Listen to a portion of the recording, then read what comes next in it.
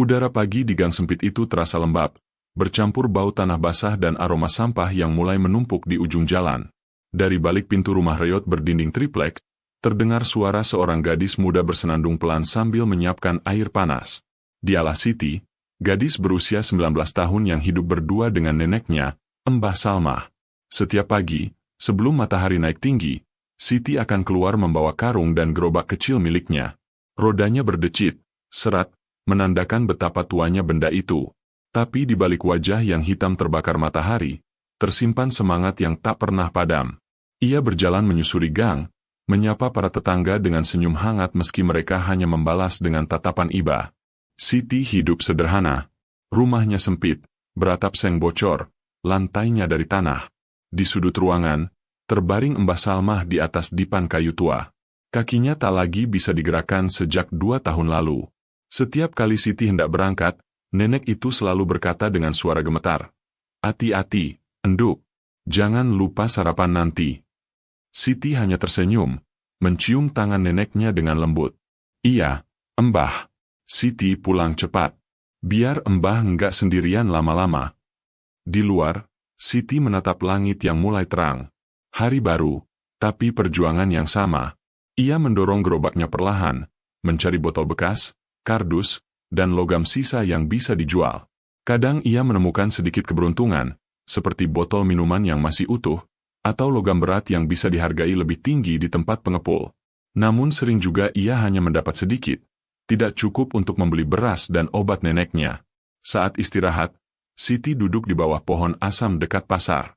Ia membuka bekal nasi bungkus kecil yang disimpannya sejak pagi. Nasi dingin dengan sambal dan tahu goreng yang sudah lembek. Tapi di wajahnya tak ada keluh. Ia makan perlahan, menatap orang-orang berlalu lalang dengan pakaian rapi. Ada rasa iri yang disembunyikan, tapi juga keteguhan yang aneh, seolah ia tahu kebahagiaan bukan soal harta, melainkan hati yang tenang. Siang menjelang, panas terasa membakar kulit. Siti terus berjalan, masuk ke gang lain yang lebih ramai. Ia menunduk, mengais tumpukan sampah, mengumpulkan setiap benda yang mungkin berguna. Beberapa anak kecil mengejeknya, menutup hidung sambil tertawa. "Pemulung bau! Pemulung bau!" Siti hanya tersenyum kecil, tak membalas. Ia sudah terbiasa dengan hinaan. Dalam hatinya ia berkata lirih, mereka belum tahu rasanya berjuang buat orang yang kita sayang. Menjelang sore, Siti kembali ke rumah dengan gerobak setengah penuh. Ia langsung menghampiri neneknya yang sedang duduk di tempat tidur. Wajahnya pucat tapi tersenyum. "Sudah pulang, enduk?" "Iya, Mbah. Alhamdulillah, hari ini lumayan," jawab Siti sambil menaruh hasil pulungan di sudut ruangan. Ia kemudian mengambil air dan menyeka wajah neneknya, memastikan kulit tuanya bersih dari debu. Di luar, langit mulai berwarna jingga. Siti menyalakan lampu kecil yang redup. Mereka makan malam sederhana, nasi dengan sayur bening. Sambil menyuapi neneknya, Siti bercerita tentang anak kecil yang menertawakannya di jalan. Mbah Salmah menatap cucunya dengan mata berkaca-kaca. "Sabar, enduk. Nenek tahu kamu kuat. Nenek cuma bisa doain, semoga Allah ganti semua lelahmu dengan bahagia." Siti tersenyum, menatap wajah neneknya yang mulai lelah. "Siti nggak apa-apa, Mbah. Asal Mbah sehat, Siti sudah senang." Malam turun pelan. Suara jangkrik mengisi keheningan rumah kecil itu. Siti duduk di dekat jendela, menatap bintang yang jarang tampak di langit kota. Ia memeluk lutut, membiarkan pikirannya melayang. Dalam hati kecilnya, ia sering bertanya-tanya, kapan hidup mereka akan berubah. Tapi ia tak berani bermimpi terlalu tinggi. Baginya, asal bisa makan dan merawat nenek, itu sudah cukup. Namun, di malam yang sama, tak jauh dari situ, seseorang sedang kehilangan sesuatu berharga. Seorang pria muda berdasi, tergesa-gesa keluar dari mobil mewahnya. Wajahnya panik mencari sesuatu di pinggir jalan. Ia tak tahu bahwa benda kecil yang hilang malam itu akan mempertemukannya dengan gadis pemulung berhati mulia. Dan sejak malam itu, tanpa disadari Siti, roda nasib mulai berputar pelan. Bukan karena keberuntungan, tapi karena ketulusan yang tak pernah padam di tengah kemiskinan. Malam itu, Siti masih duduk di dekat jendela, memandangi bintang yang samar di langit kelam. Angin malam berhembus lembut membawa suara batuk dari ranjang di belakangnya. Ia segera menoleh. "Mbah," panggilnya pelan. Mbah Salmah tampak menggigil. Tubuh tuanya gemetar menahan rasa dingin. Siti segera mengambil selimut tipis yang sudah lusuh dan menyelimuti tubuh sang nenek. "Maaf ya, Mbah." Siti lupa nutup jendela. Anginnya kenceng banget malam ini. Neneknya tersenyum lemah. "Enggak apa-apa, Enduk. Badan tua ini memang sudah sering kalah sama malam." Siti duduk di sisi ranjang, menggenggam tangan neneknya yang kurus dan dingin. Ada rasa cemas yang ia sembunyikan, tapi matanya tetap menatap lembut. "Mbah harus kuat ya." Siti janji, besok Siti cari kerja tambahan biar bisa beli selimut baru. Nenek itu menatap cucunya lama. "Kamu ini selalu mikirin orang lain, Enduk. Tapi jangan lupa, kamu juga butuh istirahat." Siti menunduk. Dalam hati, ia tahu tubuhnya juga mulai lelah. Tapi bagaimana bisa ia beristirahat sementara neneknya masih berjuang melawan sakit di kasur sempit itu? Malam itu berlalu lambat. Siti tak banyak tidur, hanya duduk di dekat ranjang sambil sesekali membetulkan posisi tidur neneknya. Ia menatap wajah tua itu lama-lama, dan ada rasa takut yang tiba-tiba menghujam. Takut kehilangan satu-satunya keluarga yang tersisa. Pagi datang disambut cahaya lembut yang menerobos celah-celah dinding rumah. Siti bangun lebih awal, menyiapkan air hangat dan bubur sederhana. Ia memandikan neneknya dengan sabar, menyalakan kompor minyak, lalu bersiap mendorong gerobaknya lagi. Sebelum berangkat, ia sempatkan menatap wajah Mbah Salmah. "Siti berangkat dulu ya, Mbah. Doain Siti, semoga dapat banyak hari ini." "Pasti, Enduk. Nenek selalu doain kamu." "Allah enggak tidur, Siti. Setiap keringatmu pasti dihitung," ucap sang nenek pelan. Kata-kata itu menancap dalam dada Siti, memberi kekuatan yang entah datang dari mana. Ia keluar rumah dengan langkah kecil, mendorong gerobak yang berdecit di antara genangan air bekas hujan semalam. Di ujung jalan, ia melihat beberapa ibu sedang mencuci di pinggir selokan. Mereka berhenti sebentar melihat Siti lewat, lalu berbisik pelan. "Itu anak si Salmah, ya?" "Iya, kasihan. Cantik-cantik tapi jadi pemulung." "Nasib, Bu. Tapi ya siapa suruh sekolah aja nggak tamat." Siti mendengarnya, tapi pura-pura tak peduli. Ia menatap ke depan, mencoba menguatkan hati. Ia tahu, orang-orang mungkin memandang rendah, tapi mereka tidak tahu seberapa besar perjuangannya menjaga nenek yang lumpuh. Di tempat lain, kehidupan berjalan cepat. Mobil-mobil mewah berbaris di jalan besar, toko-toko mulai buka, dan orang-orang berjas sibuk menatap layar ponsel mereka. Dunia seolah berjalan tanpa menoleh ke arah gang sempit tempat Siti tinggal. Namun, di balik hiruk-pikuk itu, takdir sedang menulis kisah baru. Siti tiba di tempat pengepul, menimbang hasil pulungannya. "Cuma segini, Ti?" tanya Pak Parjo, si pengepul tua. "Iya, Pak. Hari ini sepi banget," jawabnya lirih. "Ya sudah, saya kasih harga bagus dikit.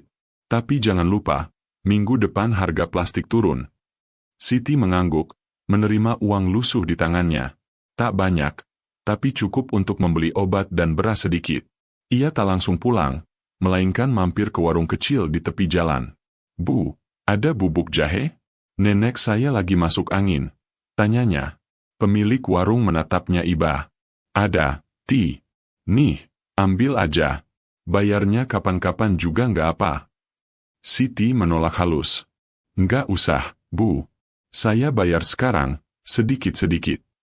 Ia mengeluarkan uang logam dari saku celananya. Pemilik warung hanya bisa menghela napas melihat keteguhan gadis itu. Saat matahari mulai condong ke barat, Siti memutuskan untuk melewati jalan taman kota agar bisa pulang lebih cepat.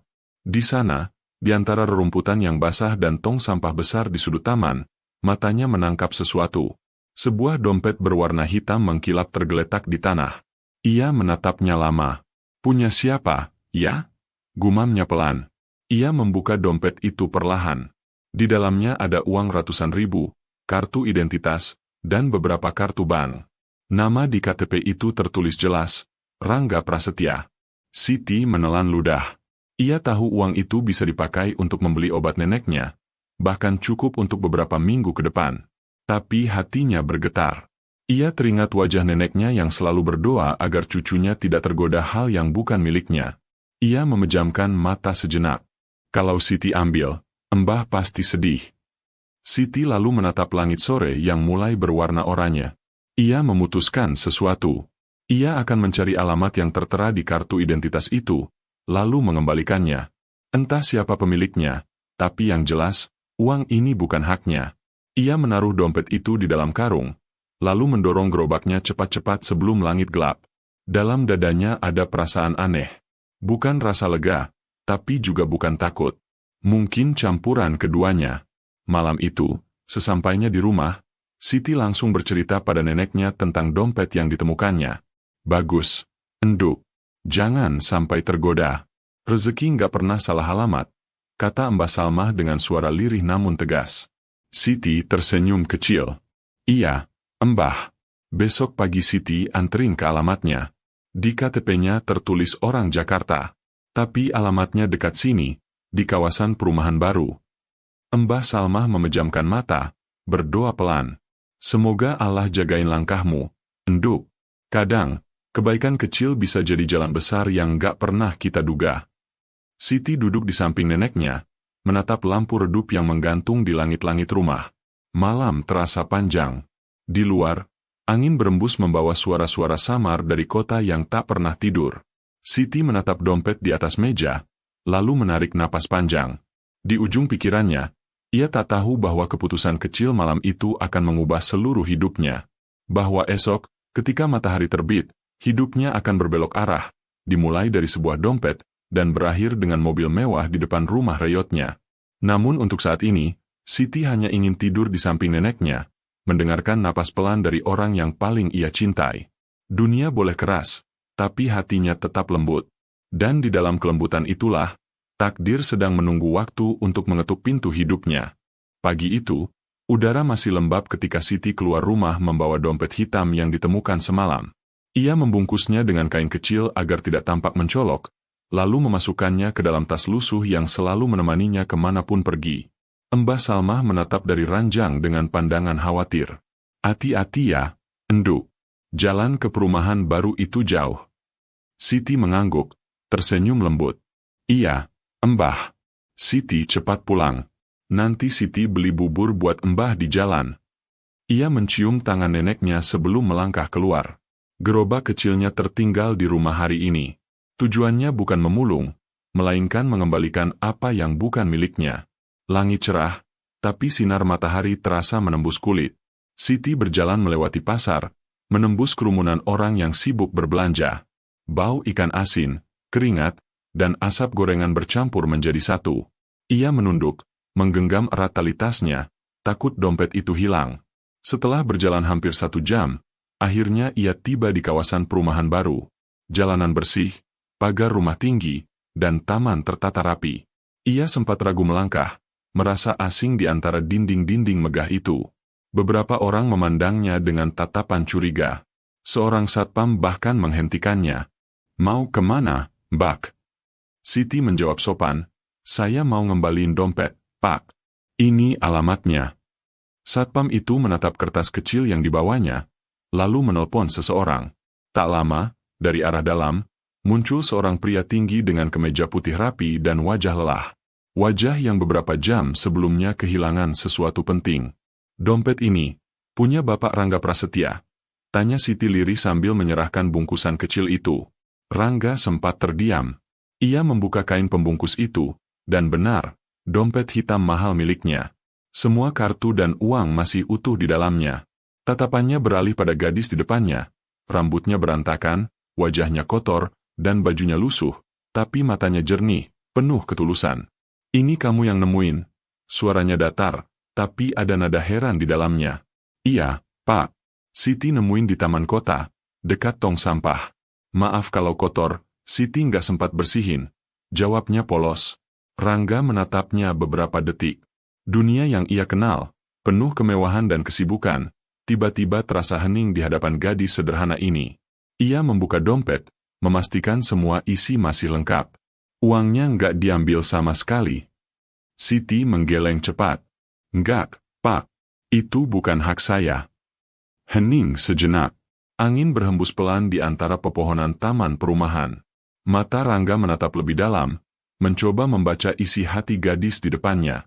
Ia lalu tersenyum tipis, sesuatu yang jarang ia lakukan. Kamu tahu nggak, banyak orang mungkin akan langsung ambil uang ini tanpa mikir dua kali. Siti menunduk, suaranya pelan. Kalau uang ini Siti ambil, mungkin mbah saya bisa makan enak hari ini. Tapi nanti, hati saya nggak tenang. Lagi pula, kata mbah, rezeki nggak bakal salah jalan, Pak. Kalimat itu membuat Rangga terdiam lama. Ada sesuatu di dalam dirinya yang tiba-tiba terguncang. Seolah gadis ini mengingatkannya pada masa kecilnya, masa ketika ibunya dulu juga mengajarkan hal yang sama, sebelum ia tenggelam dalam dunia bisnis yang serba cepat dan dingin. Terima kasih, Siti, katanya akhirnya. Saya nggak tahu gimana harus balas. Siti tersenyum kecil, menatapnya tanpa rasa takut. Nggak usah dibalas, Pak. Saya cuma ngembaliin yang bukan punya saya. Rangga sempat ingin memberi uang, tapi Siti menolak halus. Maaf, Pak. Saya nggak mau dikasih. Saya cuma pengen dompetnya kembali ke pemiliknya. Lalu ia membungkuk sopan dan berpamitan pergi. Namun langkahnya terhenti ketika Rangga berkata, "Tunggu, kamu tinggal di mana?" Siti menoleh, agak ragu. "Di gang belakang pasar, Pak. Dekat jembatan." "Nama lengkap kamu siapa?"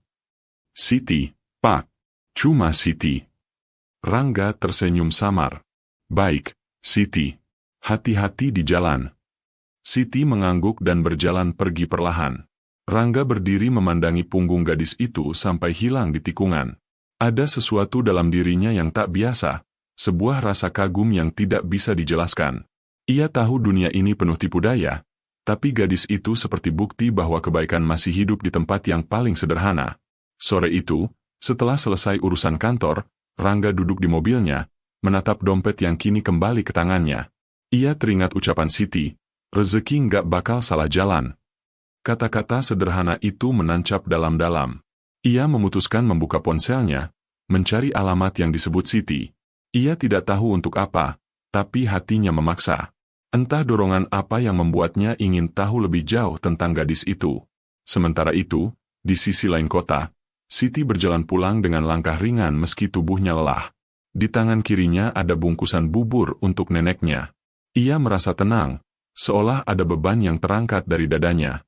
Sesampainya di rumah, Mbah Salmah menatapnya lega. "Udah dikembaliin, enduk." "Iya, Mbah. Orangnya baik banget. Katanya makasih banyak." Mbah Salmah tersenyum. "Lihat, kan? Nenek bilang apa? Kebaikan nggak pernah sia-sia, Siti." Siti duduk di lantai, membuka bungkusan bubur. "Mbah makan dulu, biar cepat sembuh." Mereka makan bersama dalam keheningan yang hangat. Di luar, suara jangkrik mulai terdengar. Malam turun perlahan. Namun di kejauhan, lampu mobil hitam berhenti sebentar di ujung gang tempat rumah mereka berdiri. Dari balik kaca, Rangga memperhatikan rumah kecil beratap seng itu. Ia tak turun, hanya memandangi sejenak, lalu tersenyum tipis sebelum mobilnya melaju pergi. Di dalam hatinya, ada niat yang mulai tumbuh. Ia ingin membantu, tapi tanpa membuat gadis itu merasa dikasihani. Ia tahu, orang sejujur Siti tidak membutuhkan belas kasihan, melainkan kesempatan. Dan malam itu, tanpa disadari Siti, hidupnya baru saja disentuh oleh takdir yang lembut. Sebuah pertemuan sederhana di dekat tempat sampah, yang kelak akan mengubah seluruh jalan hidupnya.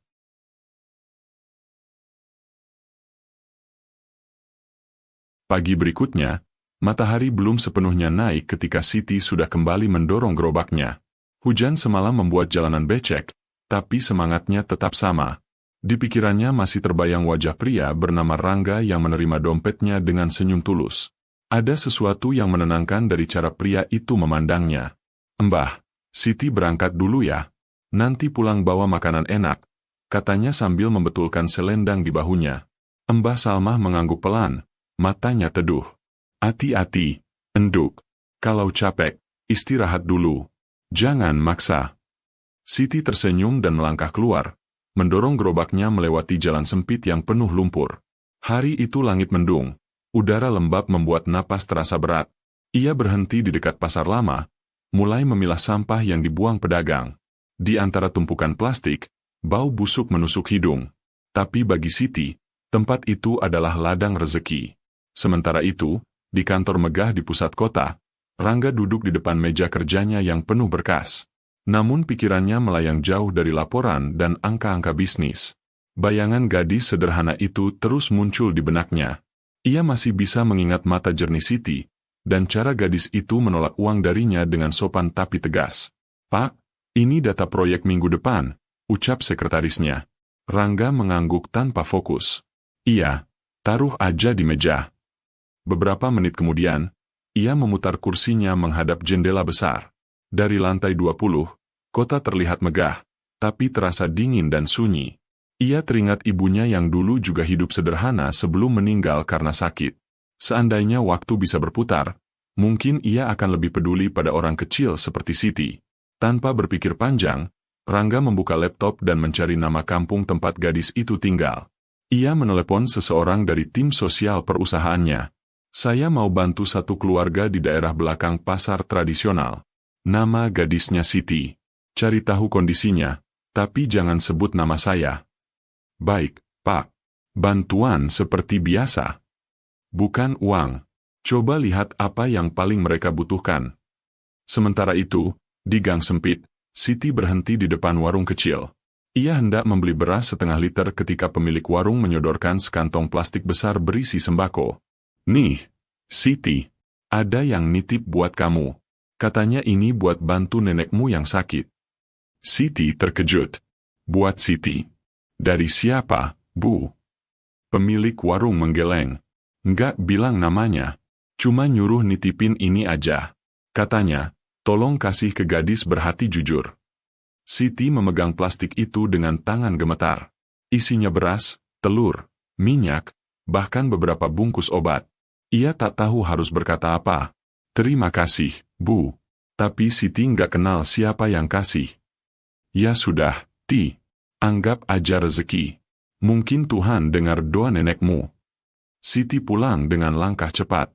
Sesampainya di rumah, Mbah Salmah menatap bungkusan besar itu dengan mata membulat. "Dari mana semua ini, Enduk?" Siti nggak tahu, Mbah. Katanya ada orang yang nitip. Siti takut salah, tapi katanya ini buat kita. Air mata menetes di pipi keriput nenek itu. Ia memegang tangan cucunya erat-erat. "Allah Maha Baik, Enduk. Kadang bantuan datang lewat jalan yang nggak disangka." Hari itu, untuk pertama kalinya setelah lama, mereka makan dengan tenang. Ada lauk telur goreng dan nasi hangat. Mbah Salmah makan perlahan sambil menatap Siti penuh sayang. "Kamu tahu, Enduk, Mbah nggak pernah berhenti doain kamu tiap malam. Mbah cuma minta Allah jagain kamu, kasih kamu bahagia." Siti tersenyum, tapi hatinya bergetar. Ia tak tahu harus bersyukur atau bingung. Dalam benaknya, ia hanya berharap semoga orang yang memberi bantuan itu diberi balasan kebaikan yang berlipat. Sementara itu, di sisi lain kota, Rangga menerima laporan dari timnya. "Pak, sudah kami kirim bantuan ke rumah gadis bernama Siti. Tapi sesuai permintaan Bapak, kami nggak sebutkan nama pengirim." Rangga tersenyum kecil. "Baik, jangan kontak mereka lagi, kecuali saya yang suruh." Namun malam itu, Rangga tak bisa tidur. Ada rasa hangat yang aneh di dadanya, seolah ia baru melakukan sesuatu yang sudah lama seharusnya ia lakukan. Ia menatap foto ibunya di meja. "Bu, semoga aku bisa jadi manusia yang lebih berguna." Hari demi hari berlalu. Siti mulai merasa ada yang berbeda. Setiap kali ia pulang, selalu ada sesuatu di depan rumah. Kadang sekantong sayur, kadang obat untuk neneknya, kadang air galon baru. Ia bingung, tapi juga takut kalau itu hanya mimpi. Suatu sore, ia memutuskan bertanya pada tetangga. "Bu, Siti boleh tanya? Ada yang sering taruh barang di depan rumah Siti nggak?" Tetangga hanya menggeleng. "Nggak tahu, Ti. Tapi kalau ada, syukuri aja. Mungkin itu malaikat yang lewat." Mbah Salmah menatap cucunya malam itu dengan tatapan lembut. "Enduk, jangan bingung soal siapa yang bantu. Kadang Tuhan kirim malaikat bukan dengan sayap, tapi lewat manusia yang hatinya masih bersih." Siti hanya diam, menatap lampu minyak yang berkelip di meja. Dalam hatinya ada rasa haru yang sulit dijelaskan. Dunia memang keras, tapi ternyata masih ada kebaikan yang hidup di dalamnya. Beberapa hari kemudian, ketika Siti sedang memulung di dekat pasar, sebuah mobil hitam berhenti di seberang jalan. Ia tidak menyadarinya. Dari dalam mobil, Rangga memperhatikannya lama. Melihat gadis itu memungut botol di bawah terik matahari membuat dadanya sesak. Ia menurunkan kaca mobil, ingin turun, tapi menahan diri. Ia tahu, jika datang dengan pakaian rapi dan mobil mahal, gadis itu akan merasa rendah diri. Ia hanya ingin menolong tanpa merusak harga dirinya. Sebelum pergi, Rangga sempat berkata pelan, seolah pada dirinya sendiri, dunia ini masih punya orang jujur. Aku nggak boleh biarkan dia terus hidup begini. Mobil itu pun melaju pelan, meninggalkan debu di jalan. Dan di bawah sinar matahari sore, Siti masih berdiri, memungut satu persatu botol plastik dengan tangan kecilnya. Ia tidak tahu bahwa orang yang ia tolong dulu kini tengah mencari cara untuk mengubah nasibnya tanpa membuatnya merasa kecil. Hari itu berakhir dengan langit berwarna keemasan. Siti pulang membawa karung separuh penuh dan hati yang hangat. Ia tidak tahu, badai dan keajaiban sedang menunggu di depan pintu rumahnya. Sebuah awal dari perubahan yang tak akan pernah ia duga. Namun malam itu, ketika ia baru saja menaruh karung hasil pulungan di sudut rumah, terdengar suara batu keras dari ranjang kayu di pojok ruangan. Siti segera berlari menghampiri. "Mbah," panggilnya cemas. Mbah Salmah menutup mulutnya dengan tangan, napasnya tersengal, wajahnya pucat. "Enduk," dada Mbah sesak, suaranya lirih, hampir tak terdengar.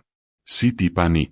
Ia mengambil air putih dan menepuk lembut punggung neneknya, tapi batuk itu semakin keras. Suara parau bercampur rintihan kecil memenuhi ruangan sempit itu. "Mbah, tahan sebentar ya." Siti ambil minyak kayu putih. Tangannya gemetar, matanya basah. Ia mencoba menenangkan diri, tapi rasa takut menguasai dada. Setelah beberapa menit, batuk itu perlahan reda. Namun tubuh Mbah Salmah semakin lemah. Nafasnya terengah, kulitnya dingin. "Mbah kenapa?" Siti panggil tetangga ya. Nenek itu menggeleng pelan, menatap cucunya dengan mata berkaca. "Jangan ganggu orang malam-malam, Enduk. Mbah cuma butuh istirahat." Tapi Mbah pucat banget. "Sudah, Siti tidur aja. Nenek masih kuat." Malam itu, Siti tak bisa tidur. Ia duduk di samping ranjang, memegang tangan neneknya yang dingin. Air mata jatuh satu persatu tanpa suara. Dalam hati, ia berdoa, "Ya Allah, jangan ambil Mbah sekarang." Siti belum siap. Keesokan paginya, Siti bangun dengan mata bengkak. Ia mendapati Mbah Salmah masih berbaring lemah, hampir tak bergerak. Panik kembali menyeruak. Ia segera berlari keluar rumah, menuju rumah Bu Lastri, tetangga paling dekat. "Bu, tolong, Mbah saya sakit, nggak bisa bangun." Bu Lastri terkejut. "Ya Allah, ayo, tunjukin jalannya." Mereka kembali ke rumah Siti. Setelah melihat kondisi Mbah Salmah, Bu Lastri menyarankan agar dibawa ke puskesmas. "Harus dibawa, kalau dibiarkan bisa bahaya." "Tapi, saya nggak punya uang, Bu," ucap Siti lirih. Bu Lastri menghela napas. "Saya bisa pinjemin ojek, tapi untuk bayar obatnya kamu harus siapin uang. Coba kamu jual apa yang bisa dijual dulu." Siti menunduk. Satu-satunya barang berharga hanyalah gerobak kecil peninggalan ayahnya. Ia menggigit bibir, menatap benda itu lama. Dalam hatinya ada pergulatan berat. Namun saat menatap wajah Mbah Salmah yang semakin pucat, hatinya mantap. Gerobak bisa dicari lagi, tapi nyawa Mbah nggak bisa diganti. Ia menjual gerobak itu pada seorang pengepul dengan harga murah. Uang di tangan hanya cukup untuk ongkos ojek dan obat sederhana. Tapi bagi Siti, itu sudah cukup untuk berjuang. Ia memapah neneknya naik ke ojek dengan hati-hati. Tubuh tua itu nyaris tak berdaya, hanya sesekali mengerang kecil menahan sakit. Di sepanjang perjalanan ke puskesmas, Siti menatap wajah Mbah Salmah yang terpejam dengan air mata jatuh tanpa henti. Sesampainya di puskesmas, Siti berlari ke meja pendaftaran. "Bu, tolong, nenek saya sakit parah. Tolong periksa dulu, bayarnya nanti aja, saya janji." Petugas menatapnya iba, tapi tetap menggeleng. "Maaf, Dik, ini bukan rumah sakit gratis. Minimal harus ada uang pendaftaran." "Tolong, Bu, Nenek saya nggak kuat lagi. Petugas itu menatap sebentar, lalu berbisik pelan. Coba ke klinik di ujung jalan. Dokternya sering bantu orang nggak mampu. Siti segera berlari lagi, separuh memapah, separuh menahan tangis. Tubuhnya lelah, tapi langkahnya tak berhenti. Begitu sampai di klinik kecil, seorang dokter muda langsung menyambut. Cepat baringkan di sini. Setelah diperiksa, dokter itu menghela napas panjang. Nenek kamu kelelahan dan kurang gizi. Untung kamu cepat datang. Tapi harus dirawat, ya. Siti menunduk, memegang ujung bajunya erat-erat. Saya nggak punya uang, dok. Tapi saya mau kerja, apa aja. Dokter itu tersenyum kecil. Tenang. Untuk sekarang, rawatannya saya tanggung dulu. Fokus aja jaga nenekmu. Siti menatap dokter muda itu dengan mata berkaca. Terima kasih, dok. Terima kasih banyak. 2 hari berlalu di klinik kecil itu. Siti tidur di lantai, menjaga neneknya siang malam. Setiap kali melihat wajah tua itu tertidur tenang, hatinya sedikit lega. Namun di balik rasa lega itu, ada kegelisahan lain. Ia tak lagi punya gerobak. Ia tak tahu bagaimana akan mencari makan setelah nenek sembuh nanti. Sore hari, Siti keluar sebentar untuk membeli air. Saat melewati jalan depan klinik, ia melihat mobil hitam berhenti di seberang. Kaca mobil sedikit terbuka, dan sekilas ia seperti mengenali wajah seseorang di dalamnya. Tapi mobil itu keburu melaju pergi sebelum ia sempat memastikan. Siti mengernyit bingung. Kayak pernah lihat orang itu. Gumamnya pelan. Ia tidak tahu, di balik kemudi mobil itu, Rangga baru saja menatapnya dengan rasa iba yang dalam. Ia mendapat kabar dari timnya bahwa nenek gadis itu sedang dirawat di klinik kecil. Tanpa pikir panjang, ia datang untuk memastikan dengan mata sendiri. Tapi begitu melihat Siti yang tetap tabah meski lelah, ia memilih pergi tanpa menampakkan diri. Malam turun dengan cepat. Angin dingin menyusup lewat celah dinding klinik. Siti duduk di lantai, menggenggam tangan neneknya yang masih terbaring lemah. Mbah, Siti janji, kita pasti bisa lewat ini. Asal Mbah kuat, Siti juga kuat. Mbah Salmah membuka mata sedikit, tersenyum samar. Nenek, enggak takut mati, enduk. Nenek cuma takut ninggalin kamu sendirian. Siti menunduk, menahan tangis. Jangan ngomong gitu, Mbah. Siti masih butuh Mbah. Hening menyelimuti ruangan kecil itu. Hanya suara detak jam dinding yang terdengar pelan, berdetak seperti menandai waktu yang begitu lambat. Lalu, tanpa disangka, pintu klinik terbuka perlahan. Seorang perawat masuk membawa kantong plastik berisi makanan dan obat tambahan. Ini dari donatur, Dik. Katanya buat pasien di kamar ini. Siti menatapnya bingung. Dari siapa, Kak? Perawat itu tersenyum lembut. Orangnya nggak mau disebut. Cuma bilang, ini untuk gadis berhati tulus. Siti terpaku. Air matanya mengalir deras tanpa bisa ditahan. Ia menatap langit-langit, berbisik pelan. Ya Allah, engkau nggak pernah ninggalin kami. Malam itu, di klinik kecil yang sederhana, Siti memeluk neneknya erat. Ia belum tahu siapa yang mengulurkan tangan dari jauh, tapi ia tahu satu hal, Tuhan tak pernah tidur. Dan di balik setiap ujian, selalu ada kasih sayang yang datang dalam wujud yang tak terduga. Pagi menjelang, sinar matahari masuk dari jendela kecil di pojok ruangan. Siti terbangun dengan tubuh pegal dan mata yang sembab karena menangis semalaman. Ia menatap Mbah Salmah yang masih terlelap, napasnya kini lebih tenang. Wajah pucat itu tampak damai, meski garis-garis kelelahan masih jelas tergambar. Siti berdiri perlahan, merapikan selimut, lalu mengambil air untuk mencuci muka. Saat ia hendak keluar mencari sarapan, seorang perawat memanggilnya. Dik Siti, ini ada yang titip buat kamu. Siti menoleh cepat. Titip?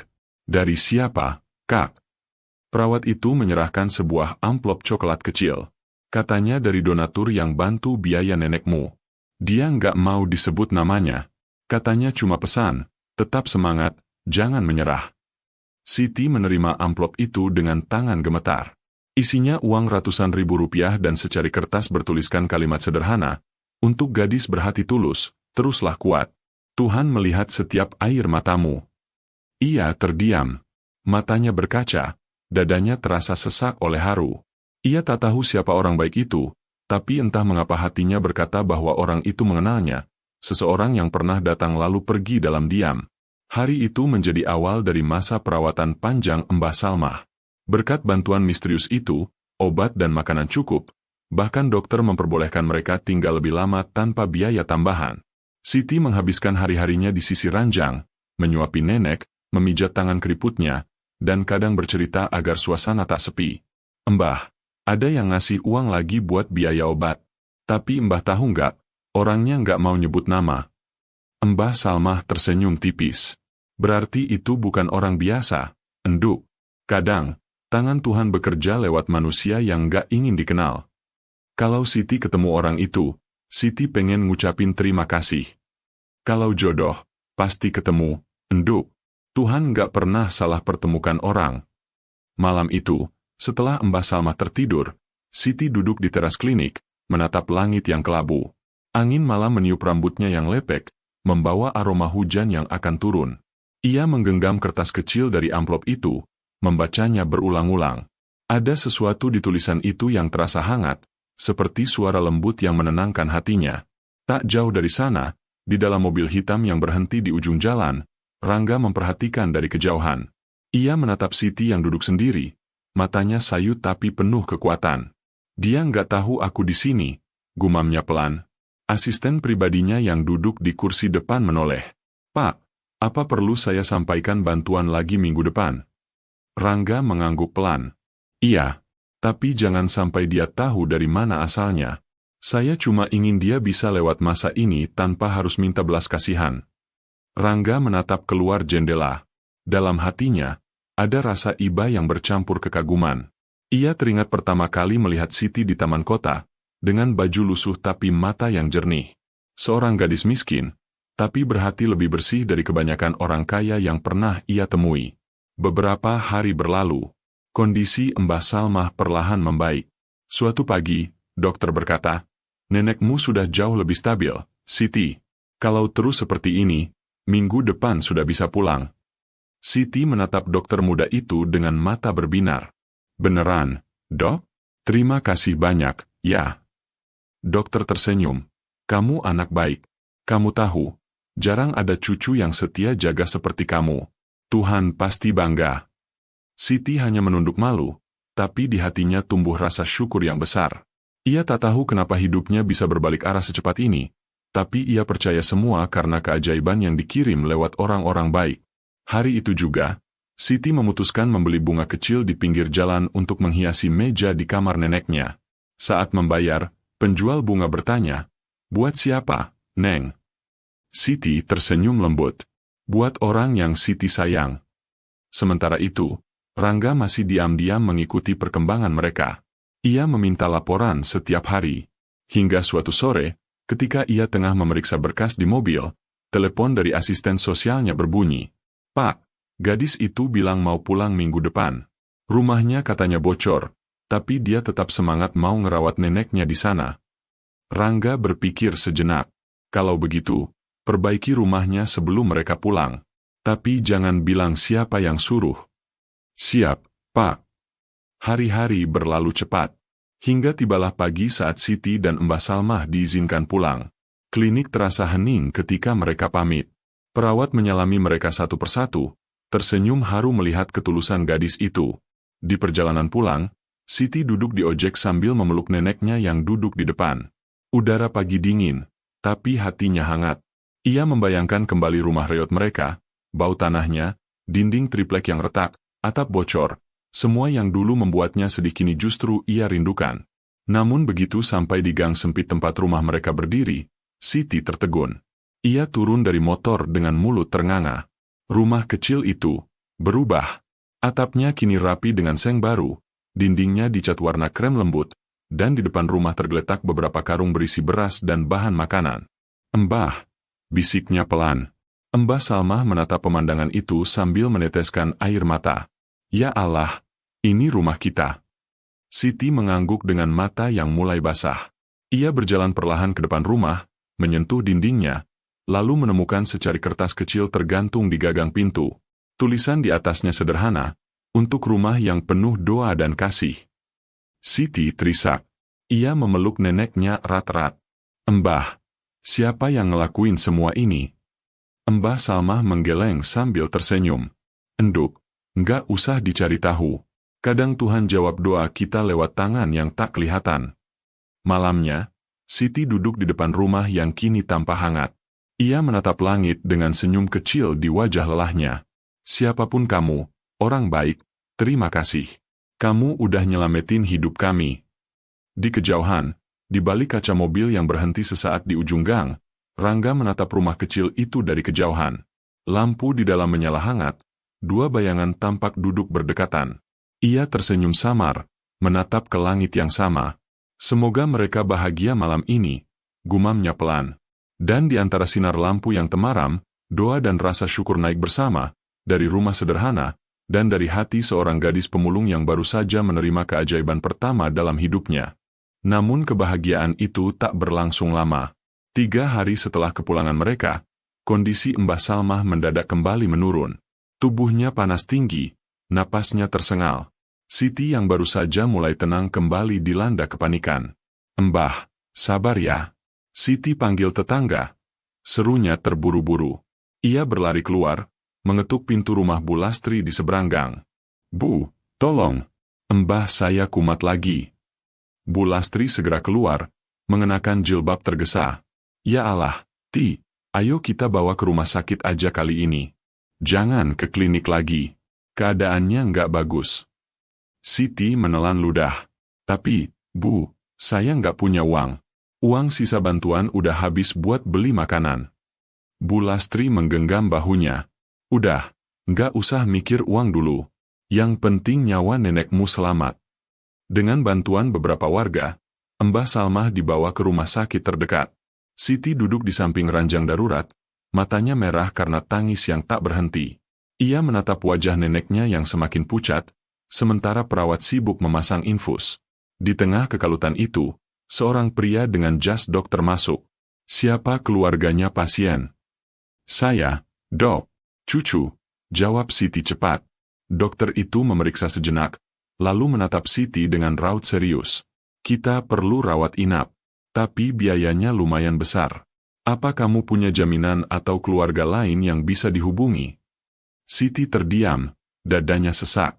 Ia hampir tak bisa berkata-kata. "Saya nggak punya siapa-siapa, Dok." Sang dokter menghela napas panjang. "Kalau begitu, kamu isi dulu formulir ini. Saya akan coba bantu lewat program sosial rumah sakit. Tapi butuh waktu untuk disetujui." Siti mengangguk lemah. Tangannya bergetar saat menulis nama. Air matanya menetes di kertas. Tak lama kemudian, salah satu perawat datang menghampiri dokter, membawa berkas baru. "Dok, ada surat rekomendasi pasien bantuan dari yayasan sosial yang tadi pagi Bapak minta. Ini pasiennya sama, atas nama Salmah." Siti menatap mereka bingung. "Maaf, itu maksudnya gimana, Kak?" Dokter tersenyum samar. "Kamu beruntung, Siti.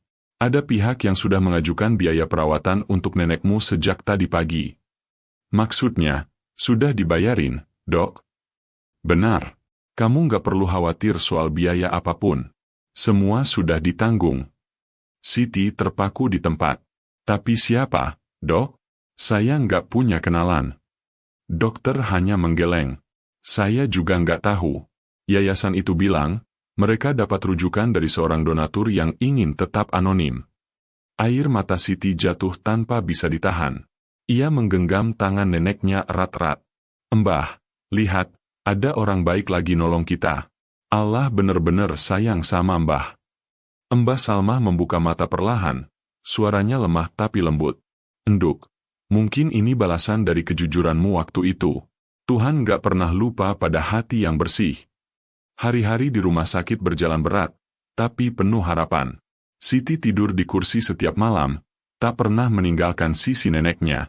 Para perawat mulai mengenalnya, gadis miskin yang selalu tersenyum walau hidupnya berat. Suatu malam, saat Siti tengah duduk di teras rumah sakit sambil mencuci gelas plastik bekas untuk dipakai lagi, seorang pria dengan pakaian sederhana menghampirinya. "Kamu Siti, ya?" Siti menoleh cepat. "Iya, Pak. Bapak siapa?" Saya dari yayasan yang bantu biaya nenek kamu. Siti berdiri tergesa, wajahnya tegang. Ya Allah, jadi Bapak yang udah bantu kami? Siti nggak tahu harus gimana balasnya. Pria itu tersenyum ramah. Bukan saya yang bantu, Neng. Saya cuma disuruh nyampaikan amanah dari seseorang. Seseorang? Iya, katanya, kamu jangan khawatir soal biaya rumah sakit. Tapi dia minta satu hal, kamu tetap jadi orang baik seperti sekarang. Siti terdiam, matanya berkaca. Bapak tahu siapa orangnya? Pria itu menatapnya sebentar, lalu tersenyum samar. Kalau Tuhan mau, nanti kamu sendiri yang tahu. Siti menunduk, menggenggam erat gelas plastik di tangannya. Ada rasa hangat yang menjalar di dada, tapi juga rasa penasaran yang tak bisa ia ungkapkan. Siapa orang itu? Kenapa begitu peduli padanya? Beberapa hari kemudian, Mbah Salmah mulai menunjukkan tanda-tanda pulih. Warnanya kembali segar, dan ia sudah bisa makan bubur sendiri. Siti menangis bahagia melihatnya. Mbah, Siti seneng banget. Mbah kuat, ya. Mbah Salmah tersenyum tipis. Kalau bukan karena kamu, Enduk, mungkin Mbah udah nyerah. Tapi Mbah pengen lihat kamu bahagia dulu sebelum Mbah pergi. Siti cepat-cepat menahan air mata. Jangan ngomong gitu, Mbah. Siti nggak mau dengar kata pergi. Sore itu, ketika Siti tengah membantu perawat mengganti selimut, langkah seseorang berhenti di depan pintu kamar. Suara berat tapi lembut terdengar. Permisi, saya boleh masuk? Siti menoleh dan tertegun. Di ambang pintu berdiri seorang pria dengan kemeja biru muda. Wajahnya bersih, senyum tipis terukir di bibirnya. Siti mengenal wajah itu, Rangga, pria pemilik dompet yang dulu ia kembalikan. Pak, Rangga. Suaranya bergetar. Rangga tersenyum kecil. Hai, Siti. Lama nggak ketemu, ya. Siti tak tahu harus bicara apa. Dunia seolah berhenti sesaat. Rangga melangkah pelan ke arah ranjang, menatap lembut Mbah Salmah yang tengah berbaring. Saya boleh jenguk, Bu? Tanyanya sopan. Mbah Salmah tersenyum hangat. Tentu boleh, Nak. Kamu temennya Siti. Rangga mengangguk pelan. Bisa dibilang begitu, Mbah. Siti menatap pria itu dengan campuran heran dan haru. Pak, dari mana tahu kami di sini? Rangga hanya tersenyum. Saya kebetulan sering bantu rumah sakit ini. Waktu tahu ada pasien atas nama Mbah Salmah, saya merasa harus datang. Kata-katanya terdengar ringan, tapi Siti merasakan sesuatu di baliknya. Ia menunduk, matanya bergetar menahan emosi. Rangga meletakkan sesuatu di meja kecil, sebuah kantong berisi buah, susu, dan obat tambahan. Buat Mbah. Nggak seberapa, tapi semoga membantu. Mbah Salmah memandangnya lama, lalu berkata dengan suara lembut. Nak, kamu orang baik. Mbah nggak tahu kenapa kamu datang, tapi Mbah percaya, Tuhan punya maksud. Rangga hanya menunduk sopan, lalu menatap Siti sebentar. Tatapan itu penuh makna yang sulit dijelaskan, antara kagum, iba, dan rasa yang mulai tumbuh tanpa nama. Hari itu menjadi awal pertemuan mereka kembali. Dan tanpa Siti sadari, pria yang dulu hanya ia temui di taman kini akan menjadi bagian penting dari hidupnya. Tak lagi sekadar orang asing yang pernah kehilangan dompet, tapi seseorang yang diam-diam telah mengembalikan harapan di saat ia nyaris kehilangan segalanya. Sejak hari itu, Rangga sering datang menjenguk.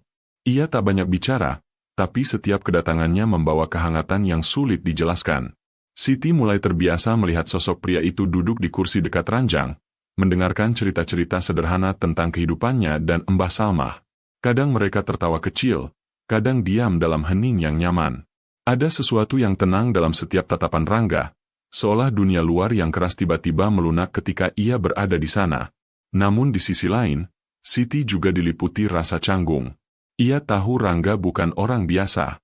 Cara berbicaranya, cara berpakaian, bahkan aroma tubuhnya menandakan dunia yang berbeda jauh dari miliknya. Setiap kali Rangga pamit, Siti selalu menatap punggungnya yang pergi dengan perasaan campur aduk, antara kagum, takut, dan sesuatu yang tak berani ia namai. Suatu sore, dokter menyampaikan kabar yang membuat mereka lega. Mbah Salmah sudah cukup sehat. Besok boleh pulang. Siti memegang tangan neneknya erat. Dengar, Mbah, Kita bisa pulang. Mbah Salmah tersenyum lembut. Matanya berkaca. Alhamdulillah, akhirnya rumah kita nunggu lagi. Keesokan harinya, Rangga datang lebih awal membawa beberapa barang, buah, obat, dan tas berisi pakaian hangat. Saya antar kalian pulang, ya, ucapnya tenang.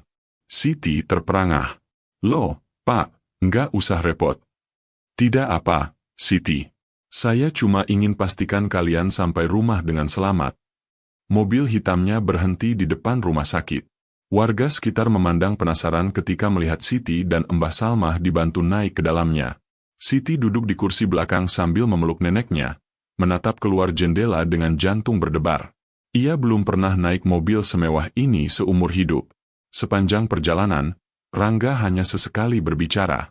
Siti, kamu tahu, waktu pertama kali kamu balikin dompet saya pikir cuma hal kecil. Tapi ternyata, itu ngubah cara saya ngelihat hidup. Siti menunduk, malu. Siti cuma ngelakuin yang seharusnya, Pak. Rangga tersenyum.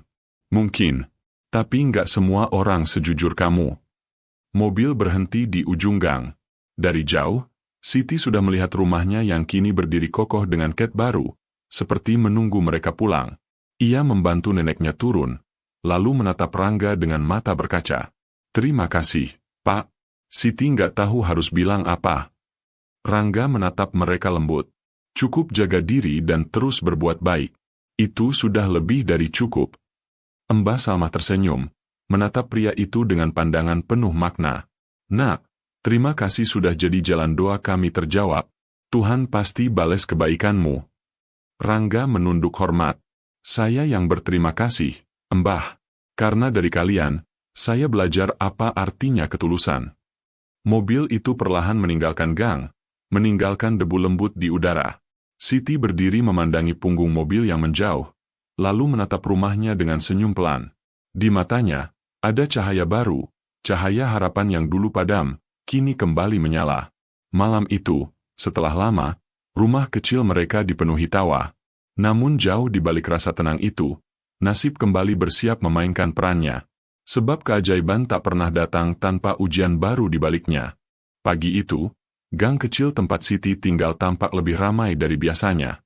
Beberapa anak berlari-lari, ibu-ibu bergosip di depan rumah, dan suara tukang sayur memecah udara yang lembab. Siti keluar dari rumah membawa ember berisi air cucian, sementara Mbah Salmah duduk di kursi bambu di teras, menikmati hangatnya matahari pagi. Untuk pertama kalinya setelah sekian lama, wajah Siti tampak tenang. Ia tak lagi harus memulung, karena beberapa hari lalu seseorang dari rumah sakit datang membawa surat bahwa biaya berobat Mbah Salmah ditanggung sepenuhnya, dan bahkan ada sedikit dana bantuan untuk kebutuhan mereka selama beberapa bulan. Namun di balik ketenangan itu, ada rindu yang perlahan tumbuh. Sudah hampir 2 minggu Rangga tak datang. Siti berusaha menepis pikirannya, tapi setiap malam ia tanpa sadar menatap jalan ujung gang, berharap cahaya lampu mobil itu muncul lagi. Mbah, kira-kira Pak Rangga sibuk, ya? Tanyanya sambil menyiram tanaman kecil di depan rumah. Mbah Salmah tersenyum samar. Orang seperti dia pasti banyak urusan, enduk. Tapi kalau niatnya tulus, Tuhan pasti pertemukan lagi. Siti menunduk, hatinya hangat tapi juga gelisah. Ia sendiri tak paham kenapa setiap kali mendengar namanya, dadanya berdetak sedikit lebih cepat. Siang itu, langit cerah. Siti baru saja selesai mencuci pakaian ketika suara riuh terdengar dari ujung gang.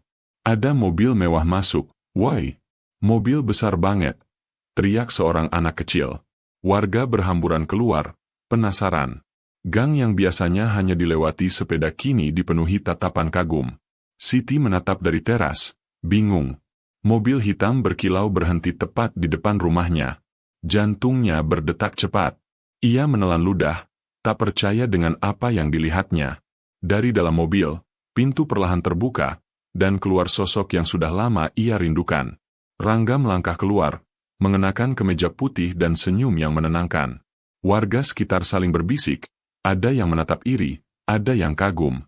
Siti terpaku di tempat, jari-jarinya bergetar memegang ember yang masih berisi air. Assalamualaikum, Siti, sapanya lembut.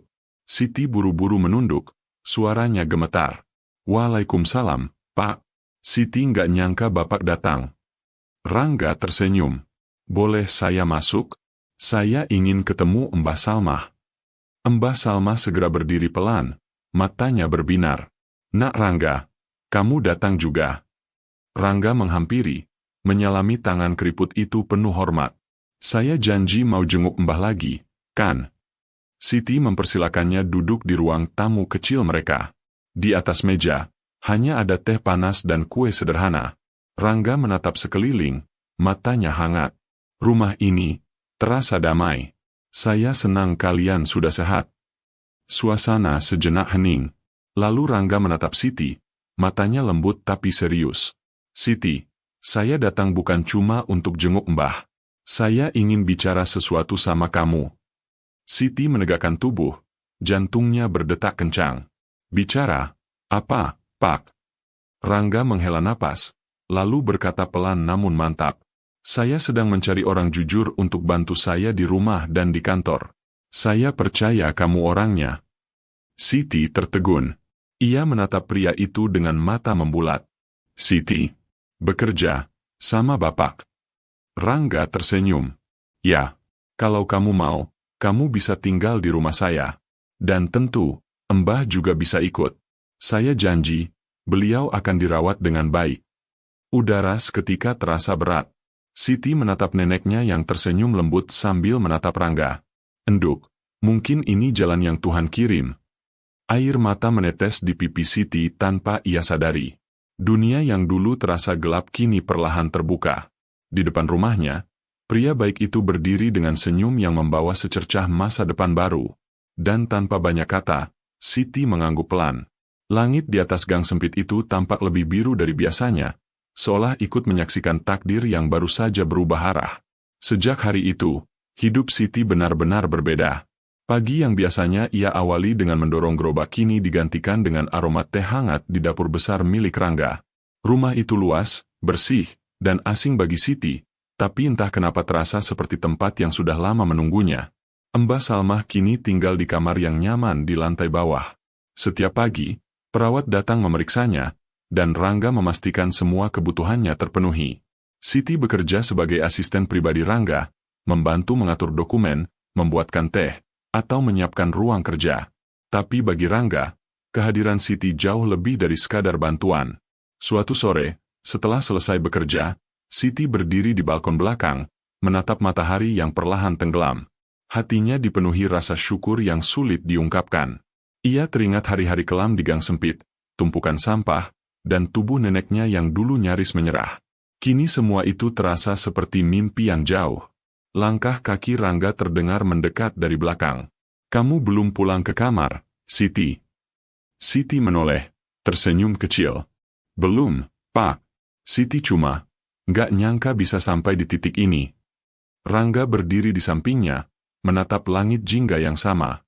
Kadang hidup memang aneh. Tuhan bisa ubah segalanya lewat satu keputusan kecil. Seperti waktu kamu mutusin buat balikin dompet saya.